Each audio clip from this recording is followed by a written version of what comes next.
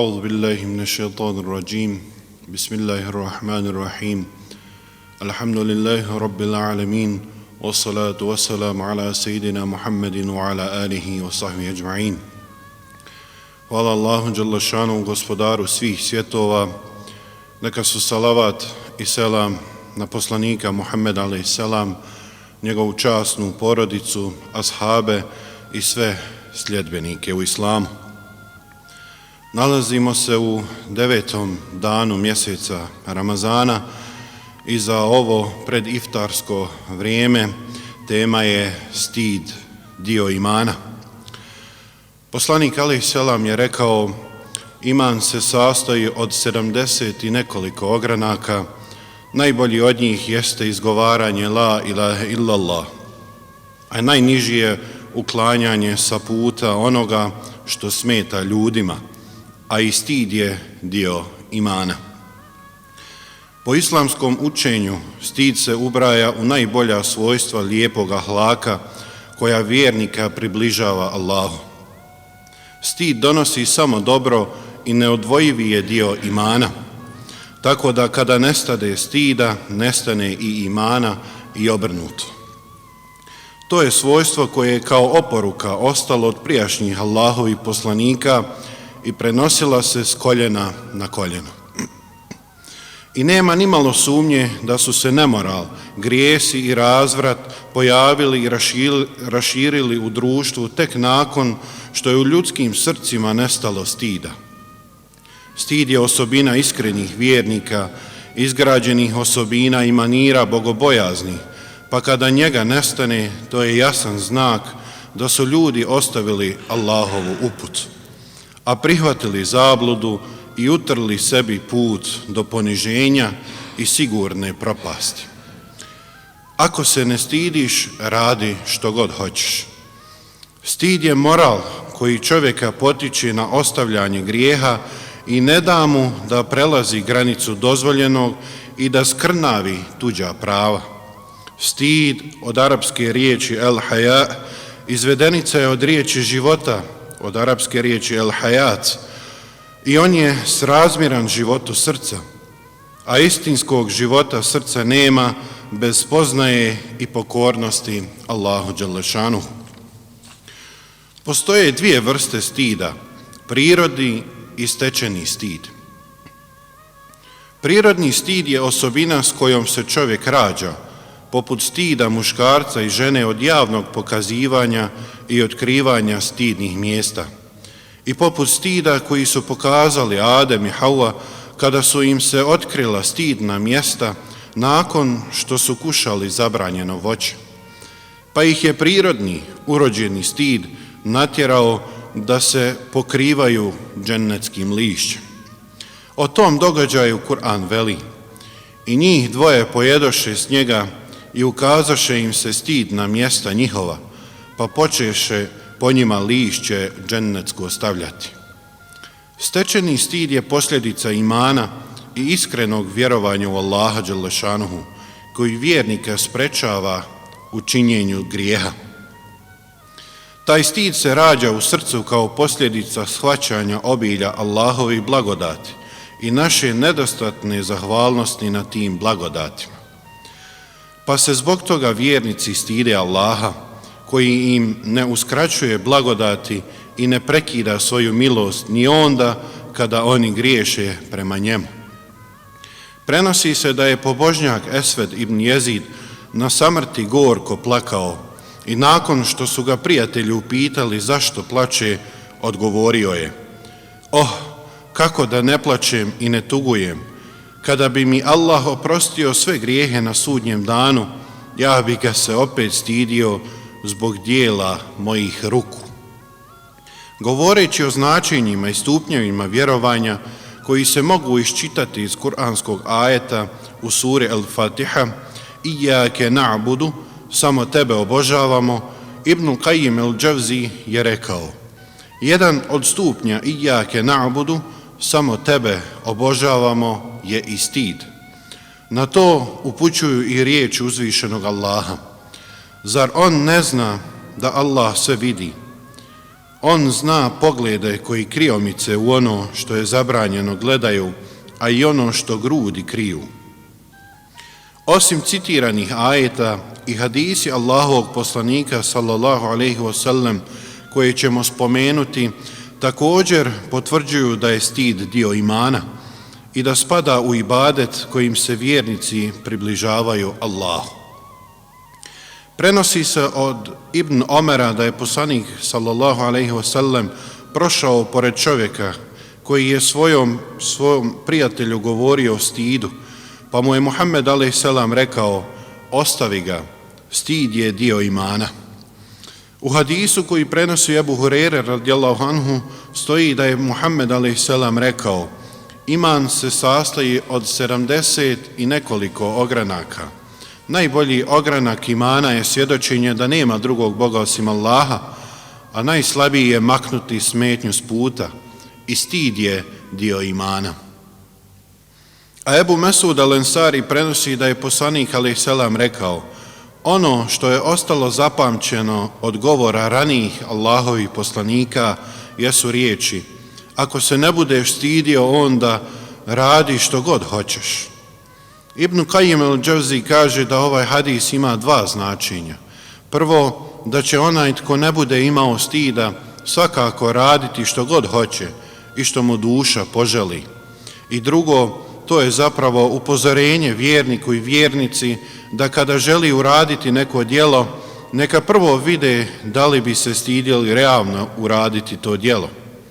Ako bi se stidjeli javno uraditi ono što su naumili, onda će svakako odustati od toga. A ako se kao vjernici ne bi zastidjeli kada bi ih netko vidio dok čine to djelo, onda ga mogu uraditi. Prenosi se od Abdullah ibn Mas'uda da je poslanik sallallahu alejhi ve sellem rekao: stidite se Allaha istinskim stidom. Rekli smo: Allahov poslaniče, mi se, hvala Allahu, stidimo. Odgovorio je: ne mislim na to.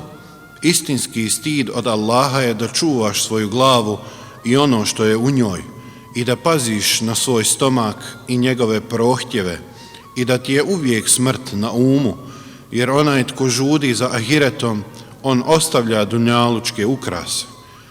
Ko tako radi, on se istinski stidi Allaha.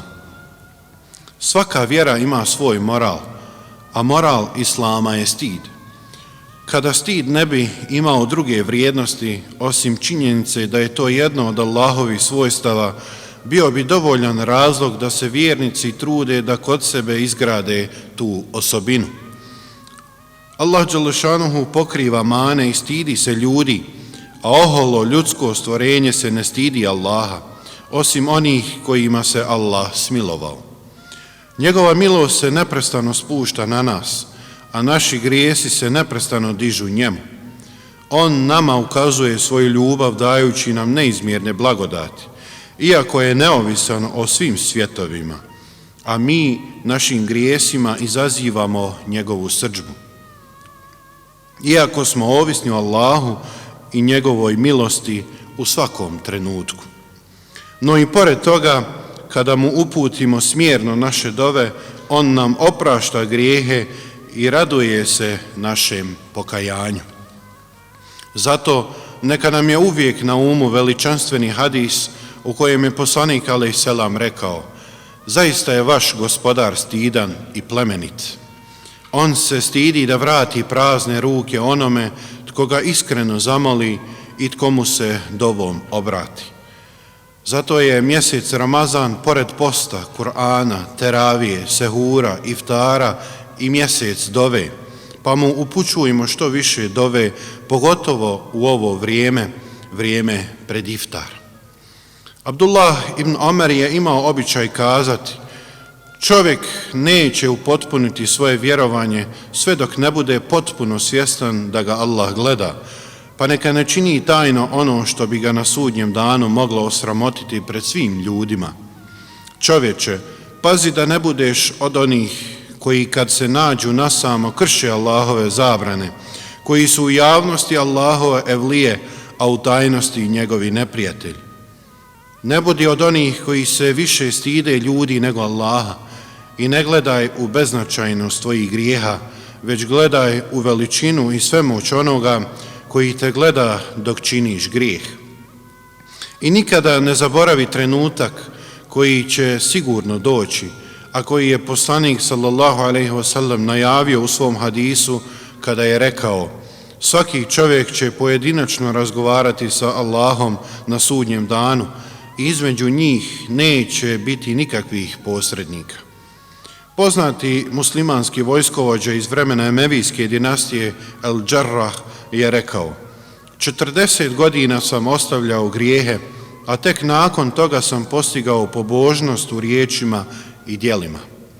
To je nivo onih koji se stide Allaha i koji su svjesni da ih Allah uvijek vidi. Musliman i muslimanka imaju poseban edeb prema Allahu i prije svega osjećaju stid od njega. Oni javno i svjesno ne čine ni velike ni male grijehe, jer znaju da ih Allah čuje i vidi. O onima koji čine grijehe ne stideći se Allaha i ne strahujući od njegove kazne, Allah kaže: oni se kriju od ljudi, a ne kriju se od Allaha. Stid od Allaha znači da se trudiš da te Allah ne vidi na zabranjenim mjestima i u zabranjenim djelima i da ne izostaneš tamo gdje je naredio da budeš. Zatim, vjernici se stide meleka koji su uz njih i koji pišu dobra i loša djela. Allahov poslanik alejselam je govoreći o Osmanu radijallahu anhu rekao: kako da se ne stidim čovjeka kojeg se i meleki stide. U drugoj predaji poslanik alejselam je rekao: najmilostiviji prema drugim muslimanima je Ebu Bekr, najstrožiji u vjeri je Omer, najstidniji je Osman, najbolji poznavalac prava je Alija, najbolji učač Kur'ana je Ubej ibn Ka'b, najbolji poznavalac halala i harama je Muaz ibn Džebel, najbolji poznavalac šerijatskog nasljednog prava je Zeid ibn Sabit. Zaista svaki narod ima svog povjerenika, a povjerenik mog ummeta je Ebu Ubejde ibn Džarrah. Kur'an na implicitan način zahtijeva od vjernika da se stide meleka. Uzvišeni je objavio: a nad vama bdiju čuvari, kod nas cijenjeni pisari. To jest, stidite se meleka koji su uz vas, tih plemenitih stvorenja, jer nema nimalo dobra u onom tko se ne stidi pred plemenitošću. U tom smislu je i poslanik sallallahu alejhi ve sellem oporuka Sejdu ibn Jezidu: oporučujem ti da se stidiš Allaha kao što bi se stidio uglednog i plemenitog čovjeka iz svog plemena. Komentirajući ovaj hadis, Ibn Đerir et-Taberi je rekao: ovo je vrhunac rječitosti, najljepši savjet i neponovljivo objašnjenje, jer nema nijednog čovjeka, makar bio najveći pokvarenjak, a da se ne stidi učiniti grijeh pred uglednim, plemenitim i poštovanim ljudima. I kada bi se barem čovjek stidio Allaha, kao što se stidi uglednog čovjeka iz svog naroda, ostavio bi i tajno i javno griješenje. Rekao je Ibn Ebi Lejla: neka se nitko od vas ne osami, a da ne kaže: dobrodošli meleki, Allahovi izaslanici, danas me nećete zateći bez dobrih dijela, pa uzmite i zapišite od mene: subhanallah, alhamdulillah, wa la ilaha illallah, Allahu akbar. Prenosi se da su pobožni ljudi u prijašnjim generacijama, kada bi se osamili, govorili: o meleki, molite Allaha za mene, ta vi ste pokorniji Allahu od mene. O tome je Malik ibn Dinar rekao: šta misliš o čovjeku od kojeg se meleki stide i šta misliš o ljudima za kojima je džennet čeznuo? Čudiš se onima koji čeznu za džennetom, a ne čudiš se što džennet čezne i žudi za dobrim ljudima. Uistinu je velika razdaljina između te dvije skupine ljudi. Vjernici se također stide Allahovog poslanika alejselam i nastoje da se maksimalno pridržavaju njegovog sunneta, jer su potpuno ubijeđeni i sigurni da je spas od zablude u slijeđenju Kur'ana i sunneta. Rekao je Muhammed a.s. ostavljam vam dvije stvari. Ako ih budete slijedili, nećete nikada zalutati, Kur'an i moj sunnet. Prenosi se da je poznati ashab Salman el-Farisi rekao, kada Allah želi čovjeku propast, oduzme mu stid, a kada kod njega nestane stida, postane omraženi griješnik, a kada postane omraženi griješnik, Allah mu oduzme emanet, a kada mu oduzme emanet, postane prevarant, a kada postane prevarant, Allah mu oduzme samilost i srce, a kada mu oduzme samilost, on postane osoran i grub, a kada postane osoran i grub, Allah mu oduzme krunu imana i on postane poput šejtana prokletnika. Islamski učenjaci su kazali da je vrhunac stida da se ne stidiš kazati i braniti istinu u svakoj situaciji. Ebu Said al-Hudri prenosi da je poslanik a.s. rekao, neka nikoga od vas ne spriječi strah od ljudi da kaže istinu ako je zna. To znači davanje prednosti stidu od Allaha nad stidom i strahom od ljudi. Stid ne sprečava čovjeka da naređuje dobro i zabranjuje zlo, a onaj tko zanemari tu Allahovu naredbu može to učiniti samo zbog straha i kukavičluka, a ne zbog stida. Sada, kada znamo što je to stid, zapitajmo se imamo li stida. Ako ne, gdje je nestao naš stid? Molim uzvišenog Allaha da nas okiti stidom, da nam u mjesecu Ramazanu kabuli sve naše ibadete i nastojanja da se što više približimo Božjem zadovoljstvu.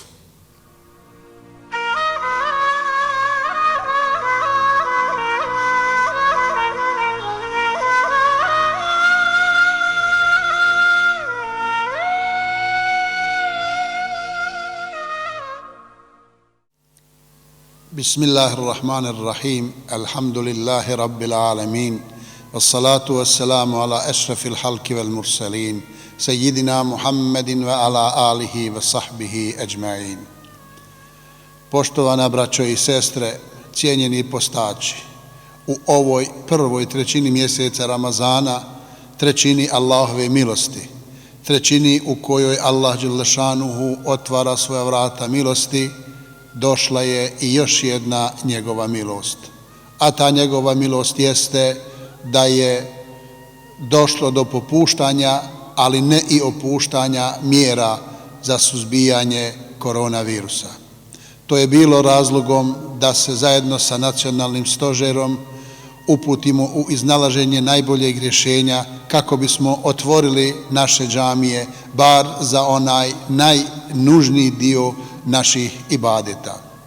Tako smo odlučili da se otvore džamije, ako Bog da, od petka za džumu namaz i za teravih namaze, kako bismo mogli upotpuniti taj ibadet.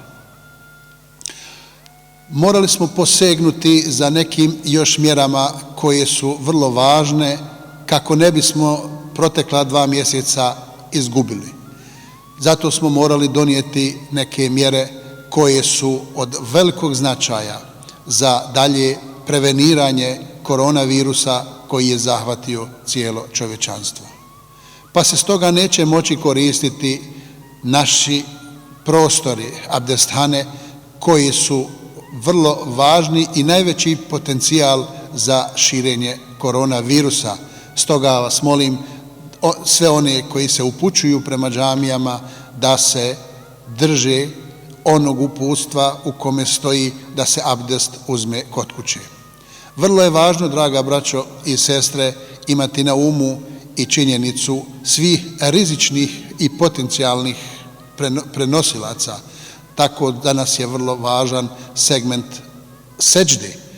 U tom mjeru smo našli da svako sa sobom ponese svoju seđadu, istu će i nositi. Sljedeći segment su razmaci unutar džamije. Mi znamo da je uvjet da budu rame uz rame za vrijeme namaza, međutim razmišljajući da li je bolje biti bez namaza ili odvojeno 2 metra džematlija od džematlije, zaključili smo da je bolje da se obavi namaz u džematu, pa makar bila udaljenost propisana od 2 metra. Također smo razmišljali o obući koja se u nas skida i strogo je zabranjeno obavljanje namaza bez čarapa, ali se traži da svak sa sobom ponese i vrećicu kojom će imati svoju obuću sa sobom kako bi mogao koristiti jedan od 3 izlaza koja će biti moguća u ovoj prostoriji. Ono što želim posebno naglasiti i zamoliti sve vas, draga braćo i sestre koje ste u starijoj životnoj dobi, sve vas koji imate bilo kakvu kroničnu bolest, da ne žurite dolaziti u džamiju. Ostanite kod svojih kuća, obavljajte namaz u svojim kućama. Allah dželle šanuhu je milostiv, on će iz svoje milosti nama naše ibadete primiti, ako Bog da grijehe nam oprostiti i ako Bog da obećanu nagradu Firdeus dženneti nam dati. Nemojte žuriti, čuvajte sebe, ali čuvajte i druge od sebe. Čuvajte sve one koji su rizična skupina i nemojte nam na neki način otežavati.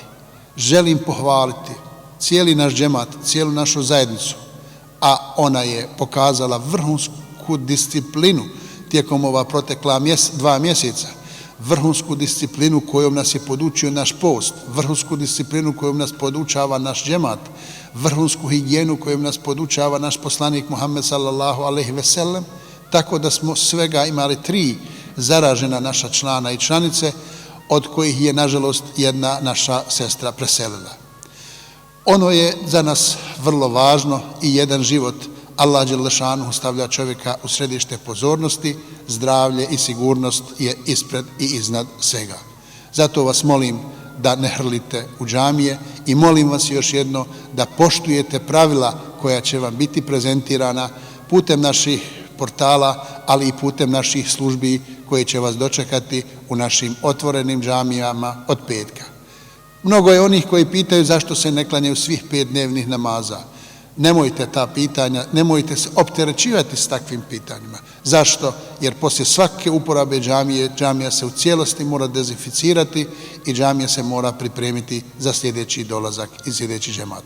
Za sad smo otvorili džamije za džume i teravih namaz u najkraćem obliku, kako bih to rekao, i savjet muftije koji je jučer zasjedao, donijeli smo takvu odluku da za početak idemo samo sa džumom i teravih namazom, pratit ćemo situaciju, ohrabreni i zahvalni nacionalnom stožeru koji vodi brigu i ovom detalju. Nadamo se da ćemo naći najbolja rješenja i izaći, ako Bog da, iz ove krize po Allahovoj milosti, njegovoj pomoći, njegovoj zaštiti. I ja molim Allaha dželle šanuhu da nam ukabuli naš ovaj današnji 9. dan posta i ako Bog da, inšallah, da izdržimo sve ove iskušenja i poteškoće u kojima smo se trenutno našli. Amin.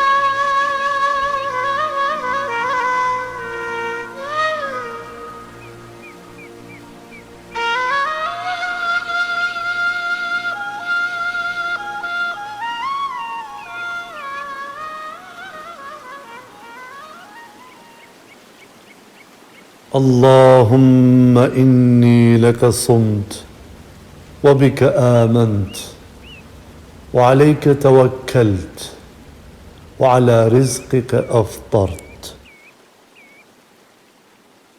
الله أكبر الله أكبر الله أكبر الله أكبر أشهد أن لا إله إلا الله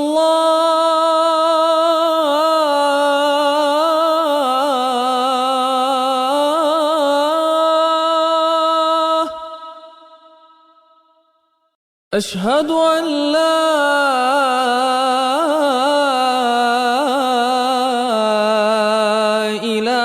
إله إلا الله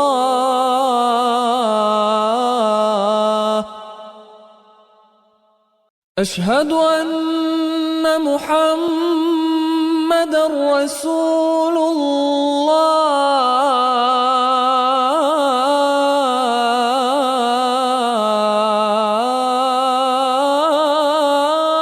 الله أشهد أن محمدًا رسول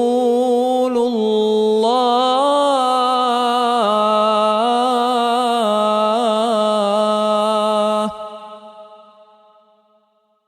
حي على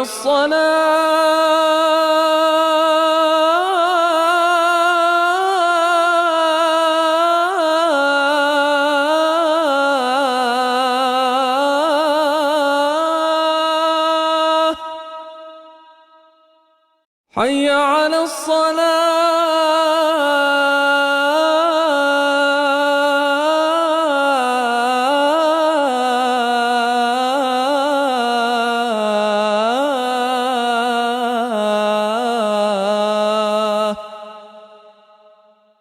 حي على الفلاح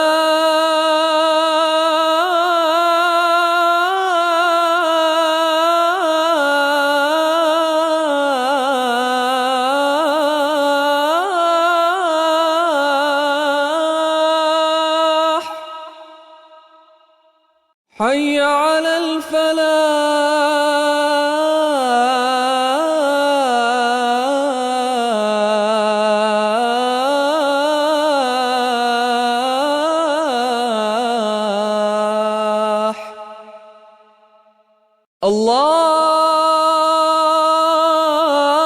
الله أكبر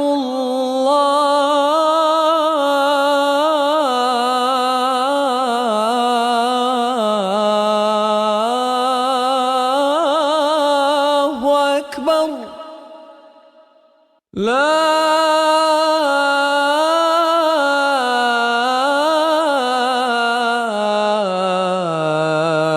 إله إلا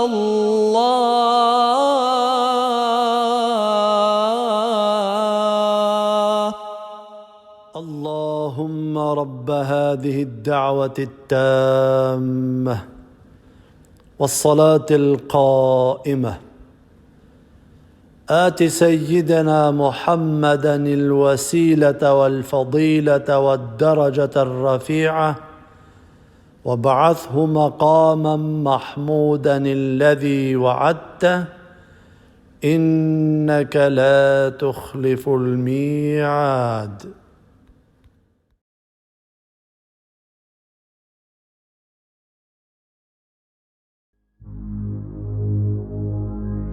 فاق البدور وفاق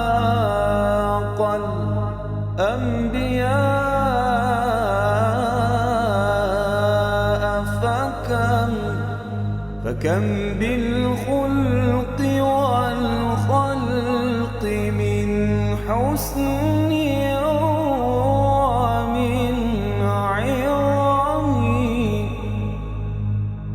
جاء النبي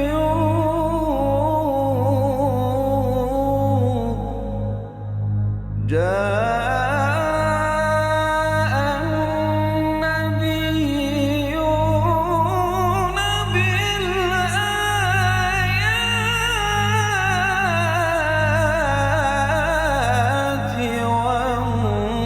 وانصرما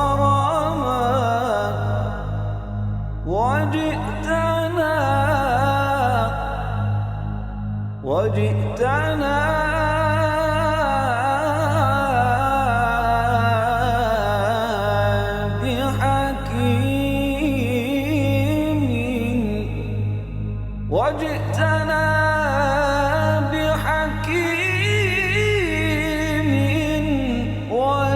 جئتنا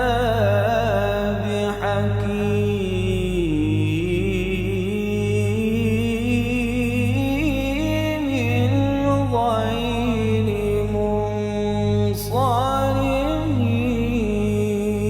يا عظيم الصفات خلقا يا جميل الكلام نطقا يا عظيم الصفات خلقا يا جميل الكلام نطقا يا عظيم الصفات خلقا يا جميل الكلام نطقا أنت الخاتم صدقا يا عظيم الصفات خلقا يا جميل الكلام نطقا أنت الخاتم صدقا يا مولاي يا مولاي يا مولاي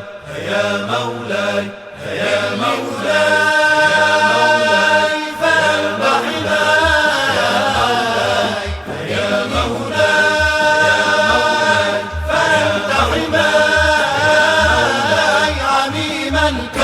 جزيل النعم وبحر الحكم يا مولاي يا مولاي فأنت حماي يا مولاي فأنت حماي عميم الكرم جزيل النعم وبحر الحكم يا مولاي لله شهد البصر لله نزلت سور لله سجد البشر فهو النور ونور النور لقلب سرور لنفس حبور فهو النور ونور النور لقلب سرور لنفس حبور فهو النور ونور النور لقلب سرور لنفس حبور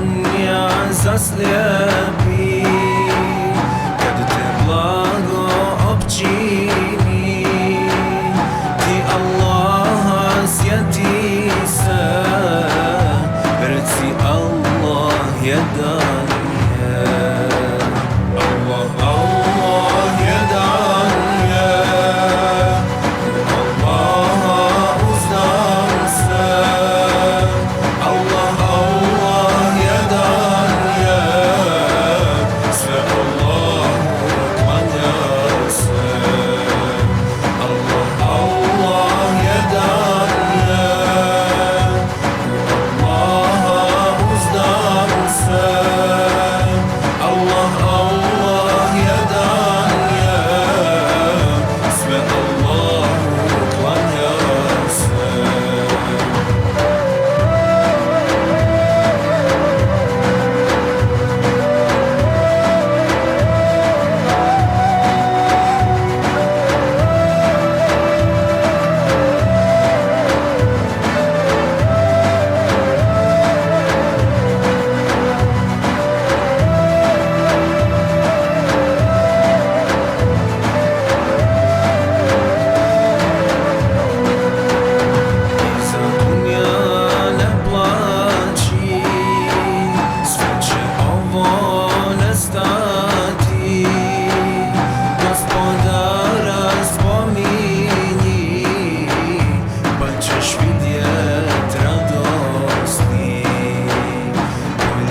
seždu činiti, čelom zemlju dotaći, Gospodaru jedinom, reci hvala ja Rabbi.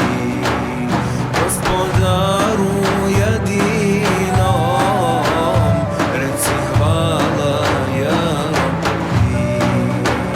Allah, Allah jedan je,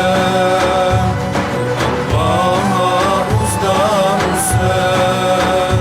Allah, Allah jedan je, sve Allahu klanja se. Allah, Allah jedan je, u Allaha uzdam se. Allah, Allah jedan je, sve Allahu klanja se. Allah, Allah jedan je, sve Allahu klanja se.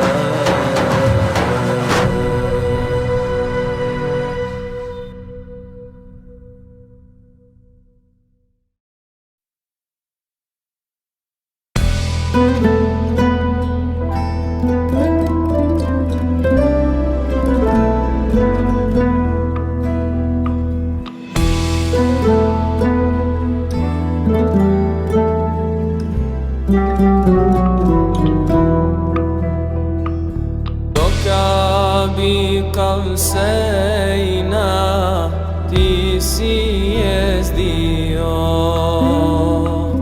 džennet i džehennem ti si sejrio.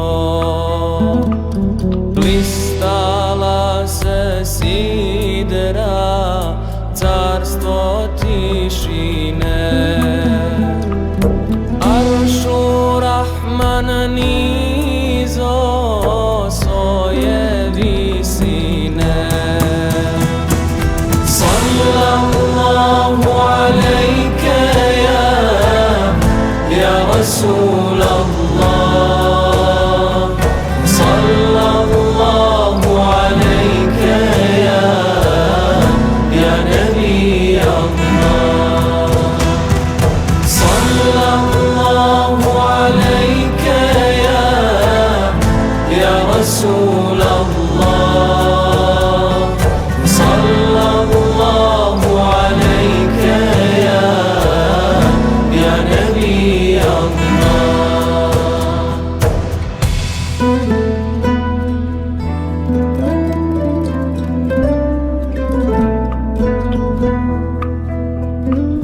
Cennet raza stroje, biser odaje. Daj mi obećano, sretan iskoje. Uskoro ćeš dobit moje mu'mine. Glasa sviju strana tada reko je. Sallallahu alejke ya Rasulallah. Sallallahu aleyke ya Nebi Allah. Sallallahu aleyke ya Resulallah. Sallallahu aleyke ya Nebi Allah.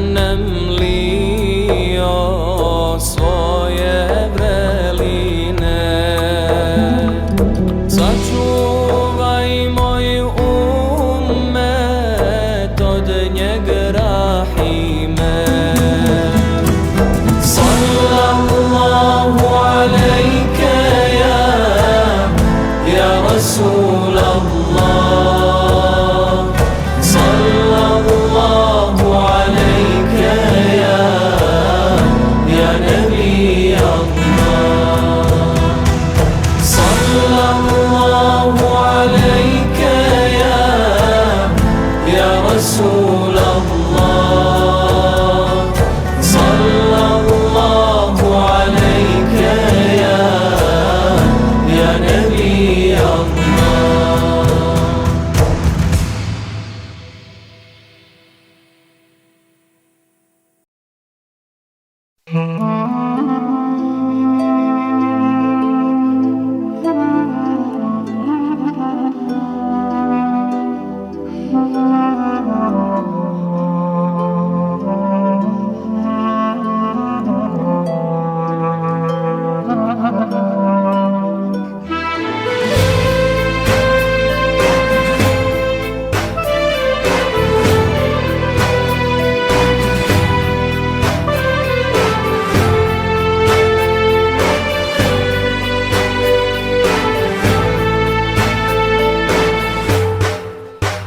Rahmet vojda osjetim čim zasluži ja Rahim zarobljenom u tmini stjena da se pomjeri koje dobro učini stjena da se pomjeri. La ilaha illallah dušom kad izgovori pa mi srce kaharno kao Ejub ozdravi pa mi srce kaharno kao Ejub ozdravi.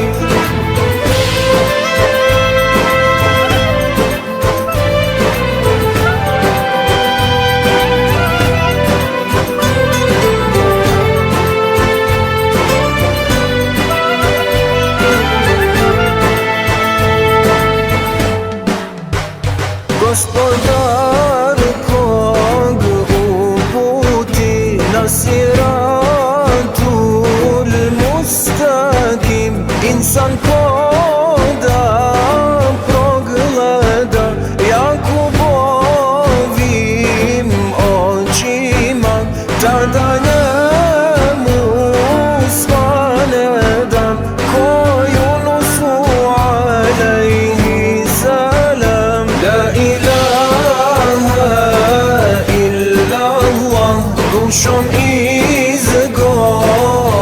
izgovoriti pa će srce kaharno kao Ejub ozdravit pa će srce kaharno kao Ejub ozdravit.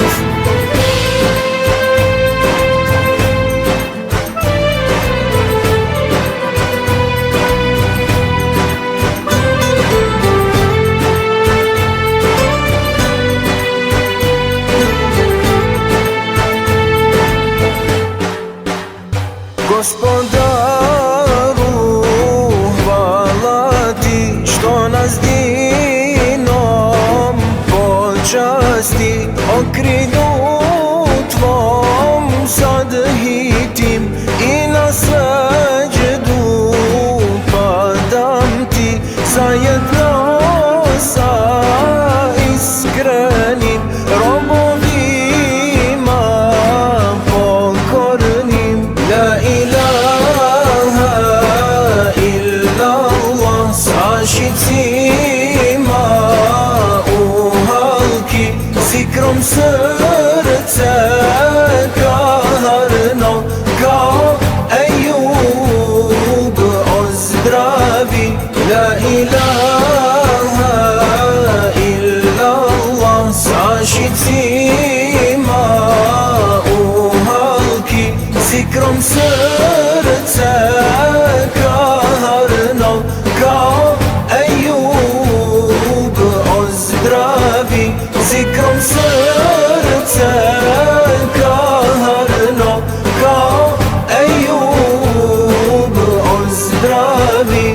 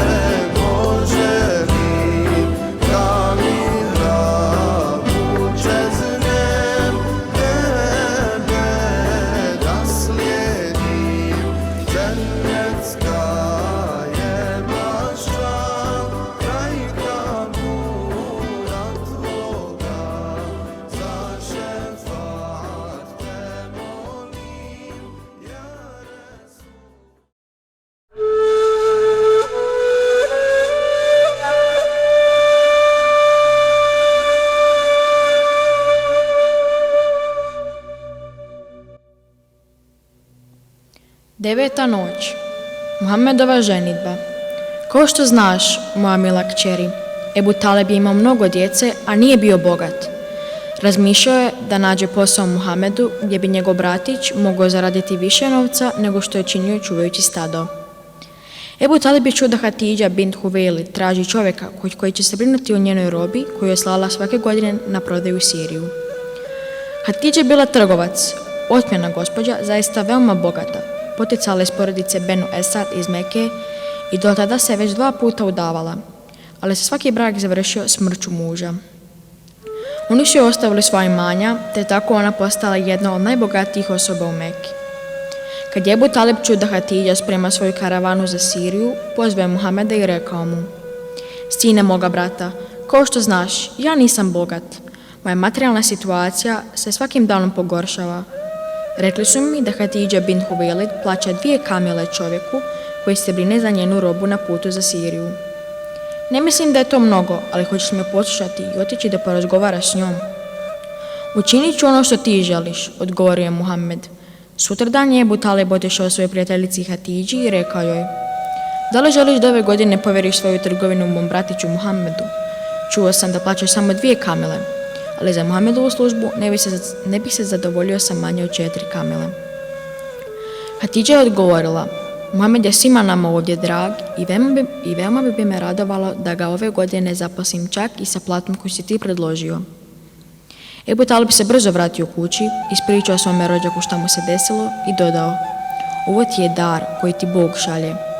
Poslije sačinjene pogodbe i neophodnih priprema, Muhammed, kome se pridružio Hatidžin sluga Mejser, krenuo je sa karavanom za Siriju. Put je bio veoma uspješan. Nikada ranije Hatidža nije imala takvu dobit kao ovaj put. Kad su trebali krenuti nazad u Meku, Muhammed je kupio robu za koju je smatrao da će se dopasti Hatidži. Kad su bili blizu Mekke, Mejser je predložio Muhammedu da on prvi ode Hatidži i kaže joj sve o putu i uspješnoj trgovini. Muhammed je tako i učinio. Bila je skoro ponoć kad je stigao u Meku. Hatidža je pažljivo slušala Muhammedovu priču o svim detaljima puta. On je govorio sasvim polahko i mirno. I kad je završio, lako se moglo vidjeti da je Hatidža zadovoljna Muhammedovim uspjehom. Mejser je sa karavanom stigao kada je već Muhammed bio otišao od Hatidže, te Hatidži kazao sve najljepše o Muhammedovom poštenju, pravdi, humanosti i visokom moralu, da bi na kraju zaključio: Od svih mladića u Mekki koje ja poznajem dobro, nema ni jednog koji bi se mogao porediti sa Muhammedom. Duboko poštovanje koje Hatidža imala za Muhameda pretvorilo se iznenada u duboku ljubav. Hatidži je bilo skoro 40 godina. Iako su je mnoge plemičke vođe prosile, ona je odbijala da se uda, misleći da oni žele njeno bogatstvo, a ne nju.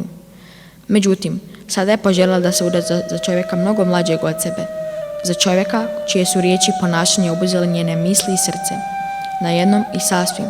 O svojoj ljubavi prema Muhammedu Hatidža se povjerila svojoj najboljoj prijateljici Nafisi. Nafisa je potom otišla Muhammedu i pitala ga zašto se nije oženio. A što to posjedujem da bi se mogao oženiti? Odgovorio je Muhammed. Ali ako bogatstvo nije važno i ako bi te upitali da oženi ženu lijepu, dobrog porijekla i bogatu, šta bi ti odgovorio? Muhammed je bio iznenađen takvim odgovorom. Pitao je Nafisu, zar postoji takva? Nafisa je odgovorila mirno kroz smiješak. A Hatidža? A kako bih ja mogao oženiti Hatidžu? I ja ću se pobrinuti za to, samo uvjereno je naglasila Nafisa. Iz ovog razgovora nema sumnje, vidi se da je Muhammed imao lijepo osjećanja prema Hatidži. Ako je već nije volio, on ju je poštovao i divio je se. I ponudu nije prihvatio bez izvjesnog oklijevanja. Ženidba se nije odgađala. 3 mjeseca poslije Muhammedovog povratka iz Sirije, Omer ibn Esad, Hatidžin dajđa, da ju je i Muhammed i Hatidža su se vjenčali. Sada, draga moja kćeri, novi život počinje za Muhammeda, on postaje srećan muž i otac, dijeleći život sa ženom koja činila sve da bi njen muž bio što zadovoljniji. Hatidža je izrodila svu Muhammedovu djecu, izuzev Ibrahima. Ali sva ta djeca, sve te roditeljske radosti pomirala su još za vrijeme Muhammedovog života, osim kćerke Fatime. Svi njegovi nasljednici potiču od nje.